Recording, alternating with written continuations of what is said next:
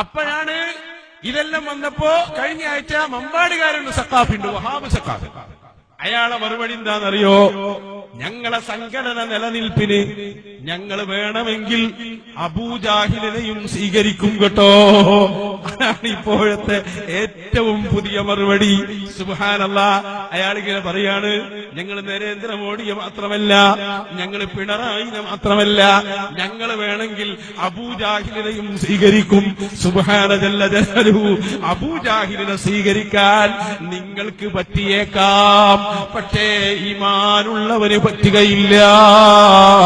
സയ്യിദുനാ റസൂലുള്ളാഹി ഏറ്റവും വലിയ ശത്രുവായി കണ്ട് മുത്തുനബിയെ ചീത്ത പറഞ്ഞ, അവിടത്തെ ആക്രമിച്ച അബൂജാഹിലിനെ വരെ സ്വീകാര്യനാണെന്ന് ഒരു സഖാബി പ്രസംഗിച്ചെങ്കിൽ ഈമാനുള്ളവരെ ഇനി അതിൽ അവശേഷിക്കണ്ട.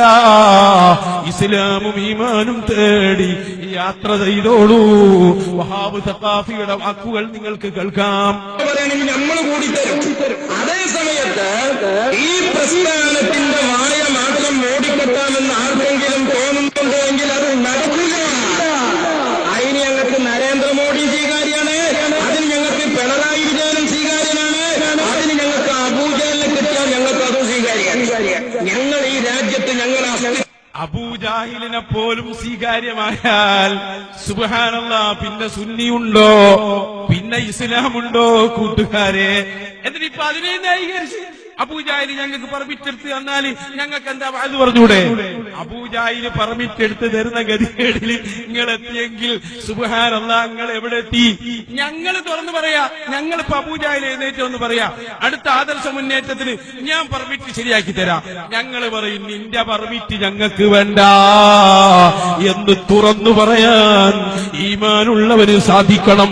കാരണം ഹബീബായ തങ്ങളുടെ ഏറ്റവും കൊടിയ ശത്രു എന്റെ ഉമ്മത്തിലെ ഫിർഔൻ, മൂസാ നബിയുടെ ഫിർഔനിനേക്കാൾ കടുത്ത ഫിർഔനാണ്.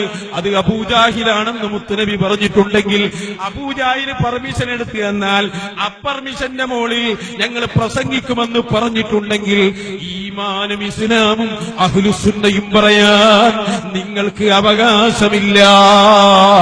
അത് ഈ ഉമ്മത്ത് തുറന്നു മനസ്സിലാക്കി. ഇനിയിപ്പോ പറയാൻ ആരുമില്ല. ഇനിയിപ്പോ നമ്മള് ആര് വന്നു പരി വന്നു എന്നൊന്നും പറയുന്നതിൽ അർത്ഥമില്ല. കാരണം അബൂജാഹിൽ വന്നാൽ പോലും സ്വീകരിയാണ് എന്ന് പ്രഖ്യാപിച്ചു പോയി. ഇനിയിപ്പോ ആരെ പറഞ്ഞിട്ട് ഒരു കാര്യമില്ല. അതുകൊണ്ട് ഞാൻ വിഷയത്തിലേക്ക് തന്നെ പോവാണ്. കാരണം ഇതിൽ ഏറ്റവും ടോപ്പ് അബൂജാഹിൽ ഓനെ തന്നെ പറഞ്ഞു പോയി. അതിന്റെ അപ്പുറം വേറൊരു ശത്രു ഇസ്ലാമിനില്ലല്ലോ, അല്ലേ? നിങ്ങൾ ചിന്തിക്ക് എന്ത് പറ്റി? അതാണ്